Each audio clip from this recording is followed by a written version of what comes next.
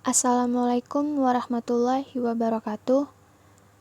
Saya Putri Maria Asmarani dari kelas Sibil A dengan NIM 09031381823105. Saya akan menjawab soal HER UTS ERP. Jelaskan apa yang saudara pahami dari materi-materi yang pernah dipelajari yang berhubungan dengan yang pertama, pengenalan ERP. Yang kedua, implementasi ERP di perusahaan atau negara. Yang ketiga, aplikasi SAP. Dan yang terakhir, keempat, MRP 2. Pengenalan ERP. ERP, Enterprise Resource Planning, adalah suatu cross-functional atau sistem informasi yang diperuntukkan bagi perusahaan manufaktur maupun jasa, guna mengintegrasikan dan mengotomasikan proses bisnis di dalam pabrik, logistik, distribusi, akuntansi, keuangan, dan sumber daya manusia.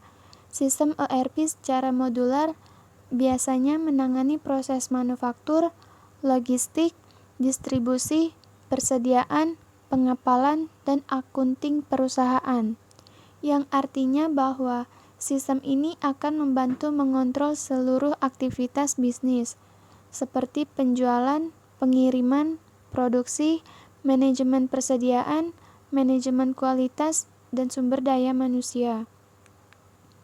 Jejak pertama ERP ditemukan di bidang manufaktur, dengan model Economic Order Quantity (EOQ), sistem penjadwalan berbasis kertas. Ini digantikan oleh alat perencanaan sumber daya material atau MRP yang dikembangkan pada akhir 1960-an yang akhirnya menjadi alat perencanaan sumber daya manufaktur atau MRP 2. ERP ini dimulai pada 1990-an karena muncul perangkat lunak komputer yang terintegrasi dengan operasi bisnis sehari-hari yang diciptakan oleh Gartner Group. Istilahnya itu awalnya hanya berfokus pada alat digital baru yang memungkinkan produsen untuk mengelola hubungan rantai pasokan, mengontrol inventaris, mengotomatiskan akuntansi, dan banyak lagi. Dan saat ini ERP ditemukan di berbagai industri, tidak hanya di manufaktur. Dan sejak awal mulanya, software ERP kini tersedia dari platform yang di-hosting di cloud. Nama lain ERP, ERM, Enterprise Resource Management. ERM terdiri dari CRM, Customer Relationship Management, SCM, Supply Chain Management, PLM, Product Lifecycle Management, dan yang terakhir SRM, Supplier Relationship Management. Manfaat ERP. Yang pertama, integrasi data keuangan. Guna untuk mengintegrasikan data keuangan sehingga top manajemen bisa melihat dan mengontrol kinerja keuangan perusahaan dengan lebih baik. Yang kedua, standarisasi proses operasi yang menstandarkan proses operasi melalui implementasi best practice sehingga terjadi peningkatan produktivitas, penurunan inefisiensi, dan peningkatan kualitas produk.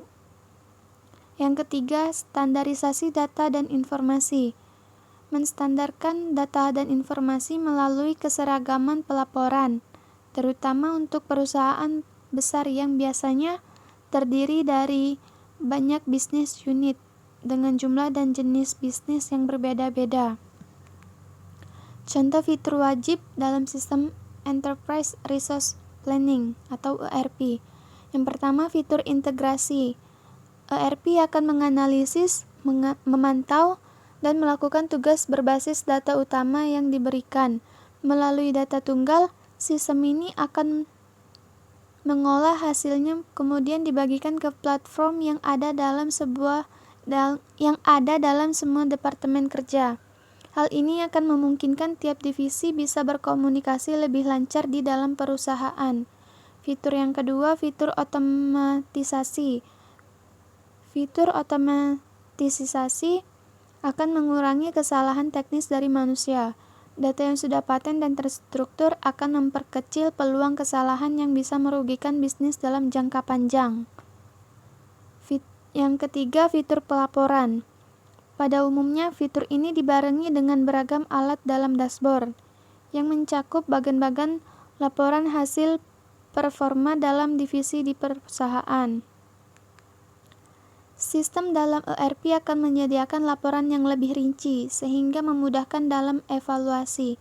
Selain itu, dapat melihat berbagai kesalahan, inkonsistensi, dan hal-hal lainnya yang perlu diperbaiki untuk setiap divisi yang bekerja di bawah naungan perusahaan. Fitur keempat, fitur analisis data. Fitur ini membuat sistemnya lebih mudah memberikan hasil laporan yang merefleksikan efektivitas kerja untuk semua bidang. Selain itu, bisa dijadikan rujukan dalam memberikan perkiraan tindak lapangan untuk pemasaran di masa mendatang. Fitur kelima, fitur akuntansi. Sistem dalam ERP dapat membantu dalam pengelolaan proses utang piutang, manajemen aset tetap, manajemen risiko, hingga pengelolaan pajak. Dengan demikian, bisa memantau seluruh pergerakan hanya dengan satu software yang memiliki manfaat yang beragam ini. Software ERP. Yang pertama SAP, yang kedua JDE, yang ketiga BAAN, yang keempat MFG Pro, yang kelima Protean, yang keenam Compire, ketujuh Adempire, 8 PeopleSoft Application. Implementasi ERP di PT Unilever Indonesia. PT Unilever merupakan salah satu perseroan leading supplier terdepan kelas dunia untuk produk kategori home care, personal care, dan foods.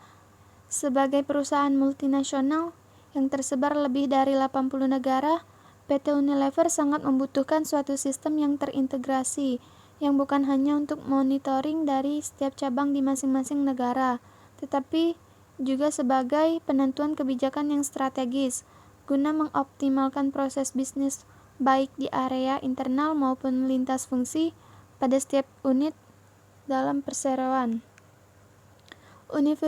Unilever Indonesia sebagai negara di Asia yang memiliki wilayah geografis dan budaya yang unik, diputuskan untuk dapat memulai mega proyek ini sebagai percontohan untuk negara-negara kawasan Asia Pasifik.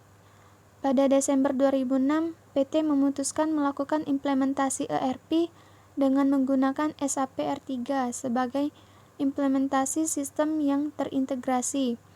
Tentunya dengan proses persiapan yang panjang dan cukup matang, di mana terdapat modul-modul yang mungkin bisa diimplementasikan. Di antaranya adalah 1. Production Planning atau PP, 2. Warehouse Management atau WM, 3. Finance and Controlling atau FICO, 4. Human Resources atau HR, 5. Business Warehouse atau BW.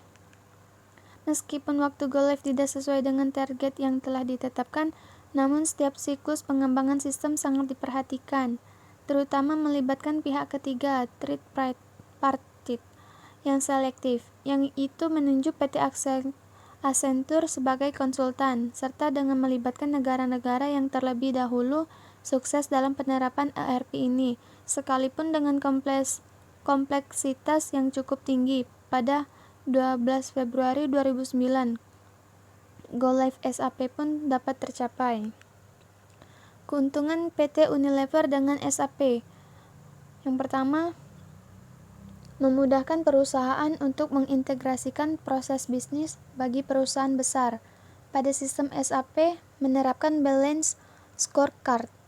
Yang kedua, membuat integratif proses chain dari company sampai lebih 3 tingkat ke hulu supplier dan lebih tingkat ke hilir distributor. Yang ketiga, membuat laporan keuangan konsolidasi dengan multi-accounting system, multi-currency, dan multi-multi lainnya. Yang keempat, SAP terdiri dari sejumlah modul aplikasi yang mempunyai kemampuan mendukung semua transaksi yang diperlukan suatu perusahaan, dan tiap aplikasi bekerja secara berkaitan satu dengan lainnya. Yang kelima, semua informasi yang tersimpan di dalam SAP dapat diakses oleh bagian organisasi yang membutuhkan pada saat dibutuhkan. Kelemahan PT Unilever dengan SAP. Yang pertama, skop integrasi, harga license tiap user SAP yang relatif mahal, biaya konsultan yang lumayan mahal, kelengkapan data entry dan batas waktunya yang menuntut kedisiplinan usernya. Yang kedua, di mana dalam mengimplementasikan SAP, perusahaan harus menyediakan SDM yang sebagai user dan penanggung jawab atas change management proses. Aplikasi SAP, System Analysis and Product and Data Processing. SAP adalah kepanjangan dari System Application and Processing. SAP merupakan nama terdepan di bidang Enterprise Resource Planning. ERP adalah nama sistem integrasi yang dibuat oleh perusahaan untuk mendukung kegiatan operasional bisnis perusahaan sehari-hari dengan mengintegrasikan semua bagian dari perusahaan supaya dapat bekerja sama secara efektif untuk mencapai objektif atau target perusahaan. Banyak sekali sistem ERP yang sudah ada, namun hampir 80% perusahaan di dunia memakai SAP sebagai sistem ERP mereka. Sebelum digunakan dan dikenal banyak perusahaan besar di Indonesia, SAP ini sendiri merupakan aplikasi yang dibuat oleh SAP AG Jerman. Sementara SAP sendiri terdiri dari beberapa komponen pendukung utama, yakni modul finance, logistik, dan human resource. Dari 3 modul pendukung tersebut, masih dipecah lagi menjadi submodul yang jumlahnya mencapai puluhan. Keuntungan menggunakan SAP. Yang pertama, standarisasi dari proses bisnis organisasi. Yang kedua, kemampuan untuk berintegrasi dengan sistem pihak ketiga lainnya dan melakukan layanan di seluruh dunia. Yang ketiga, fleksibilitas untuk membuat perusahaan khusus di struktur SAP yang mengatur parameter dan transaksi.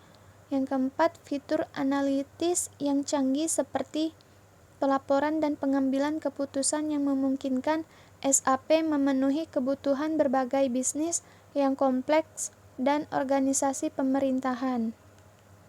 Kekurangan SAP ERP. Yang pertama, tingginya biaya pembelian dan penerapan program, termasuk pembelian software dan perangkat keras, biaya tenaga kerja karyawan, IT, internal dan konsultan eksternal, biaya pelatihan karyawan dan biaya sisa untuk pemeliharaan software dan peningkatan berkala. Yang kedua, kompleksitas sistem berarti sebagian besar perusahaan hanya akan mengimplementasikan satu fitur dari software SAP ERP pada satu waktu, menyebabkan implementasi software yang lengkap membutuhkan waktu hingga beberapa tahun. Modul SAP. Yang pertama, FICO.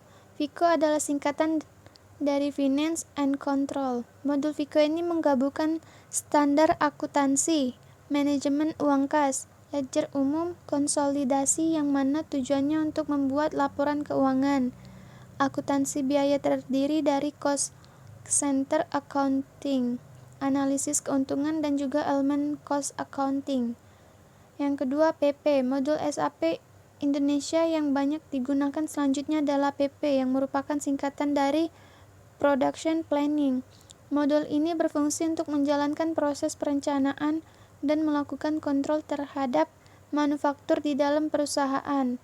Model ini mencakup konfigurasi sistem yang menyeluruh, data master, dan juga mencakup berbagai macam solusi bagi proses produksi perusahaan.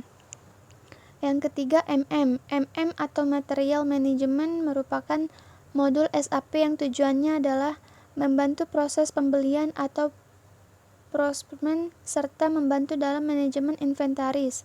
Modul ini juga bisa diintegrasikan dengan modul SAP lainnya seperti FICO, SD, QM, PP, dan masih banyak lainnya. Yang keempat, SD. Modul sistem ini digunakan sebagai peningkat efisiensi dan aktivitas operasional perusahaan yang berkaitan dengan pesanan pembeli. Modul ini juga bisa diintegrasikan dengan modul lainnya seperti FICO, MM, dan juga PP. Yang kelima, HR. HR merupakan singkatan dari Human Resource. Manfaatnya untuk melakukan integrasi terhadap semua proses di dalam Departemen Human Resource. Proses tersebut mulai dari aplikasi atau registrasi, administrasi para karyawan, manajemen waktu, pemenuhan gaji, dan masih banyak lagi lainnya. Yang keenam, CRM. Modul SAP Indonesia yang banyak digunakan selanjutnya adalah CRM. CRM ini berhubungan dengan back-end dari sistem ERP. Selain itu, CRM ini berhubungan dengan supply chain, business intelligence, penerapan di lapangan, dan masih banyak lagi lainnya. Tujuan modul CRM ini adalah menyediakan informasi yang lebih baik berhubungan dengan pelanggan. Selain itu, akan membuat perusahaan mengerti tentang bagaimana membuat konsumen puas terhadap layanan perusahaan. Tidak hanya itu, CRM ini juga akan membantu dalam memperbaiki kualitas servis, menyelesaikan masalah secara tepat waktu, dan juga meningkatkan hubungan yang lebih baik terhadap konsumen. Yang ketujuh, QM. QM merupakan singkatan dari Quality Management. Modul ini digunakan untuk mengecek kualitas dari serangkaian proses yang terjadi dalam bidang logistik. Yang kedelapan, PS. Modul terakhir yang banyak digunakan oleh perusahaan adalah PS atau Project System, di mana modul ini digunakan untuk mengintegrasikan semua proses dari perencanaan proyek, eksekusi, dan juga kontrol perusahaan. Perencanaan sumber daya manufaktur atau Manufacturing Resource Planning yang biasa disebut MRP2. MRP2 merupakan suatu sistem informasi manufacturing formal dan eksplisit yang mengintegrasikan fungsi-fungsi utama dalam industri manufaktur, seperti keuangan, pemasaran, dan produksi. Sistem MRP2 mencakup dan mengintegrasikan semua aspek bisnis dari perusahaan industri manufaktur, sejak perencanaan strategik bisnis pada tingkat manajemen puncak atau top manajemen sampai perencanaan dan pengendalian terperinci pada tingkat manajemen menengah dan supervisor. Kemudian memberikan umpan balik kepada tingkat manajerial di atasnya. Hierarki Manufacturing Resource Planning MRP2 ditunjukkan pada gambar 1. Bisa dilihat pada gambar 1, ini adalah hierarki Manufacturing Resource Planning MRP2.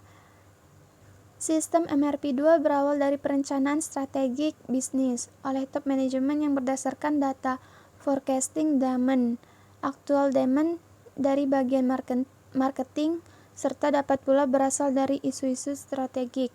Selanjutnya dibuat suatu perencanaan produksi yang disesuaikan dengan perencanaan kebutuhan sumber daya. Perencanaan produksi memutuskan target produk, tingkat produksi, ukuran kapasitas kerja, rencana overtime, dan total manufacturing.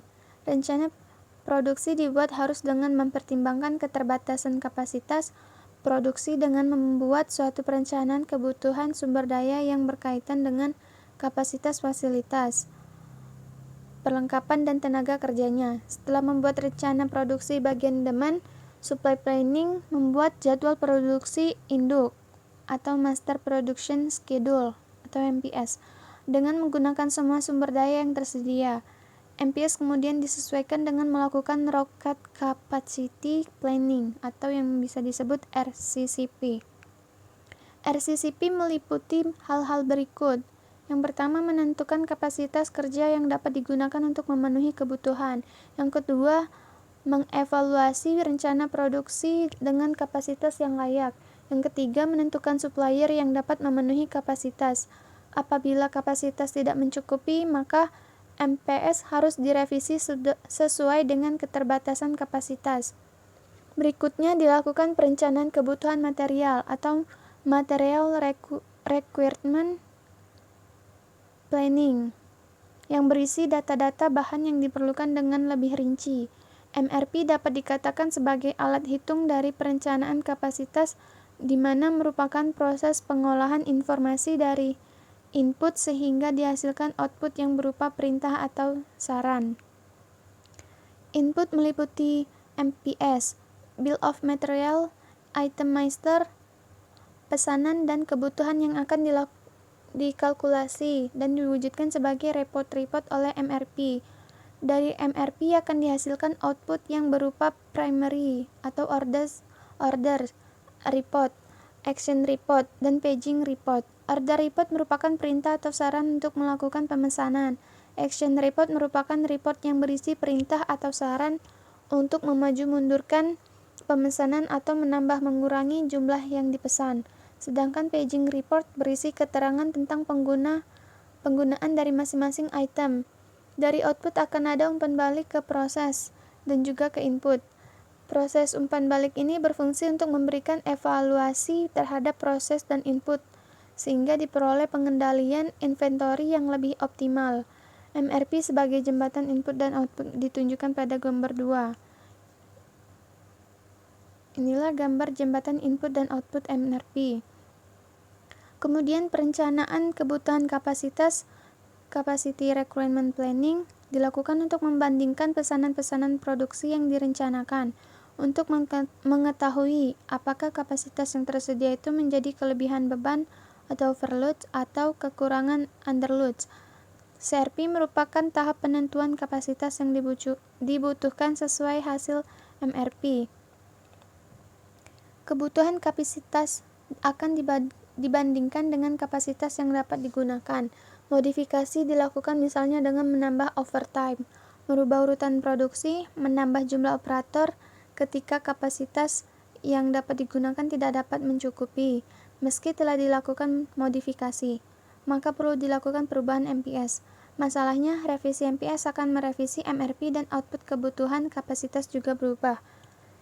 CRP dibuat untuk menyesuaikan apakah MRP yang dibuat mendapat persetujuan dan kesanggupan dari bagian gudang, supplier, dan produksi. Jika rencana kapasitas dapat diterima, output dari MRP akan menjadi basis bagi pesan produksi untuk diteruskan ke lantai produksi, dan basis bagi pesanan pembelian untuk diteruskan ke pemasok, suppliers. Selanjutnya dibuat suatu production activity control, yang merupakan pengendalian input atau output, urutan pesanan, penjadwalan pesanan, dan menentukan tindakan perbaikan apabila terdapat gangguan. Proses ini akan berlanjut terus dengan selalu memperbarui jadwal produksi induk berdasarkan sumber-sumber daya yang tersedia untuk mencapai sasaran strategik bisnis itu. Tujuan atau sasaran MRP2 adalah menentukan serta menepati prioritas permintaan dan delivery, menyediakan decision support untuk capacity planning, penjadwalan untuk aliran material, menjamin keakuratan informasi, dan lain-lain. Keuntungan atau benefit yang diperoleh dengan menerapkan MRP2 diantaranya yaitu berhubungan dengan inventory, lead times, delivery performance, serta meningkatkan customer satisfaction. Dengan mencapai customer satisfaction, maka akan meningkatkan juga penjualan atau dalam kompetisi maksudnya kemampuan untuk menjaga level penjualan. Perbaikan dalam bidang jasa dapat juga dengan memberi respon yang cepat pada kebutuhan konsumen melalui pengurangan lead time, sehingga dapat memenuhi jadwal tepat waktu pengiriman sehingga due date delivery promise kepada konsumen yang dapat dipenuhi. Sekian dari penjelasan saya akhiri. Wassalamualaikum warahmatullahi wabarakatuh.